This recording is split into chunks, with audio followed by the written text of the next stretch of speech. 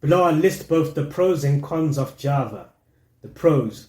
Java is one of the most popular programming languages in the world, and for good reason. Here are some of the key advantages of Java that make it so popular. Number one, Java is versatile. Java can be used for a variety of applications, from mobile apps to web applications and everything in between. Number two, Java is platform independent. One of the big advantages of Java is that it is platform independent. This means that Java code can run on any platform that supports the Java platform, including Windows, Mac, Linux, and more.